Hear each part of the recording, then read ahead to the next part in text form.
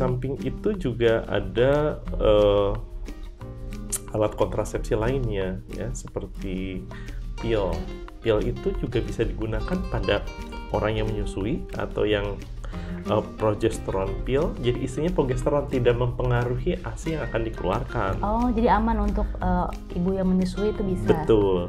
Dan satu lagi adalah pil yang estrogen dan progesteron yang dia akan mengeringkan ASI jika dia memang sedang memberikan ASI pada anaknya. Jadi tidak boleh diberikan pada orang-orang yang sedang menyusui.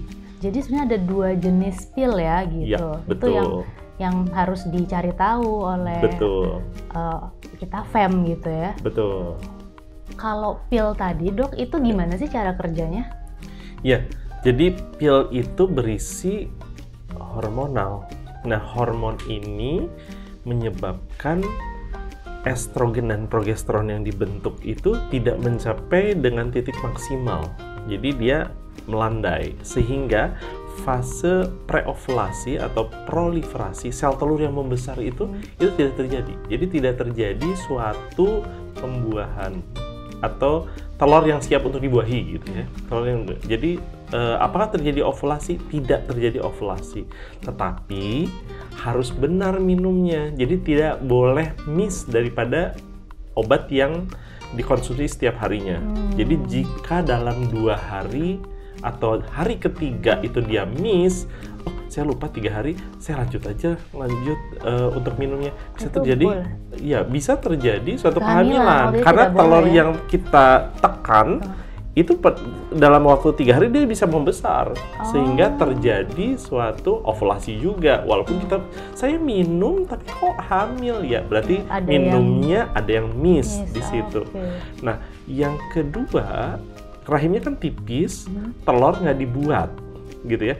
Yang kedua, lendir dari vagina pun terjadi perubahan, terjadi pengentalan. Nah, pada saat masa ovulasi, mulut rahim itu terbuka, jadi kayak welcome. Sperma silahkan datang, saya ada telur, ketemu, nempel. Itu ya proses normalnya seperti itu. Nah, kontrasepsi untuk mengkontra, jangan sampai terjadi atau melawan supaya tidak terjadi, maka dia pun mengental dan mulut rahimnya tidak terbuka.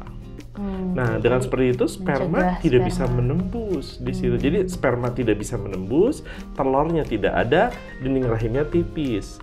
Akan tetapi jika lupa sampai dengan 3 hari, maka benteng pertahanannya jebol gitu. Kalau di bawah 3 hari masih jadi kalau hari ini lupa, hari besoknya dianjurkan untuk meminum 2 kali 1.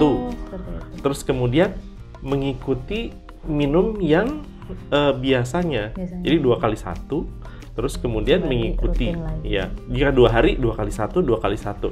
Tetapi jika 2 hari dia lupa dan dia minum 2 kali 1, 2 kali 1 terus melanjutkan, tetapi dalam 1 minggu itu dia harus menggunakan double proteksi dengan menggunakan salah satunya kondom.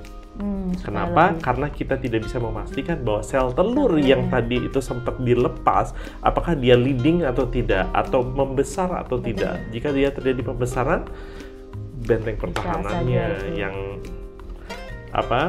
jadi tidak aman. Pil memang nggak 100% memang benar, tidak 100%, tapi juga tidak sebanyak itu. Jadi kalau tidak sebanyak itu, mungkin ada salah pengkonsumsiannya. Pokoknya minum hari ini, pagi hari, besoknya malam hari. Coba kalau kita hitung, udah berapa jam? Ada selisih 12 jam. 12 jam itu terjadi fluktuasi daripada hormon. Sedangkan ini hormonnya ada hormon 24 jam. Sehingga apa? Keteraturan di situ menjadi suatu modalitas utama pada seorang yang memilih kontrasepsi, terutama pil hormonal. Nah, ini juga pil hormonal tuh menariknya banyak keuntungannya juga. Oh, maka banyak dipilih oleh ini ya, betul. Para wanita. Jadi karena ada keuntungannya itu apa aja? Karena gini, ada yang keuntungan sebagai kontrasepsi, tidak terjadi kehamilan, tapi ada yang non kontrasepsi. Apa? Salah satunya mengurangi risiko terjadinya jerawat. Oh iya, saya pernah dengar itu kalau Ya, diskon. sehingga kenapa milih itu? Oh, karena kulitnya akan lebih halus. Lebih halus. Oh itu memang betul ya seperti itu dok? Betul. Yang kedua, lebih kurus. Kenapa lebih kurus? Karena dia tidak menahan cairan. Jadi banyak cairan yang bisa dilepaskan, terutama pada pil kontrasepsi yang ada saat ini. Terus kemudian juga mengurangi kemungkinan swing mood atau yang disebut dengan PMS. Oh, oke. Terus kemudian mengontrol pertumbuhannya rambut. Jadi ada beberapa teori yang menyebutkan bahwa itu juga salah satu treatment yang bisa kita berikan pada orang-orang dengan endometriosis gitu ya, mengurangi nyeri, terus kemudian mengontrol terus rambut. Juga ada yang bilang bahwa kurang estrogen bisa terjadi kebotakan, terus juga tidak tumbuh rambut berlebihan gitu. Jadi ini sebetulnya banyak keuntungan-keuntungan yang didapatkan bukan hanya untuk kontrasepsi, tapi pil ini memiliki efek positif. Tapi juga kita harus hati-hati, ada efek sampingnya. Efek sampingnya hampir tidak pernah muncul, tapi ya kita harus hati-hati gitu ya. Kalau umpamanya kita pendarahan terus-menerus tapi kita nggak tahu nih penyebabnya apa, jangan-jangan ini cikal bakal daripada tumor atau apa, kita harus pastikan dulu. Jadi ini menjadi tidak boleh. Terus kemudian pendarahan maksudnya menstruasi yang jangka panjang betul gitu ya, jadi menstruasi tapi penyebabnya nggak jelas, ini bukan menstruasi, ini penyakit yang mana, nah itu harus dipastikan. Terus kemudian dia dengan tidak melakukan pemeriksaan lebih awal, ternyata dia ada breast cancer gitu ya, yang belum terdiagnosis atau ada benjolan payudara. Kan saya minum, nggak ada hubungannya. Nggak, kita harus melihat. Kita harus melihat kategori-kategori penyakit yang memang dimiliki oleh keluarga. Terus juga seperti kelainan pada pembuluh darah ya, mungkin bisa terjadi efek sampingnya tapi sangat kecil. Bagaimana cara menghindarinya?